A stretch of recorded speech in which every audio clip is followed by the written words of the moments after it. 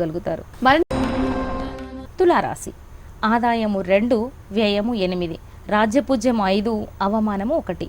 మరి వీరి అదృష్ట సంఖ్యలు 1, 3, 4, 9. మంగళ బుధ శుక్రవారాలు మంచి వారాలండి. ఈ రాశి వారికి గురువు 12వ స్థానంలో, శని 3వ స్థానంలో, రాహు 11, 10, కేతు 5, 4 స్థానాలలో ఉండడం వలన సోదర బంధువుల వలన అనుకూలత, నమ్మక ద్రోహానికి గురి అవుతారు. జాగ్రత్త వహించండి. చాలా కాలంగా ఆగిపోయిన పనులు పూర్తి చేయడం వలన సంతోషంగా ఉంటారు.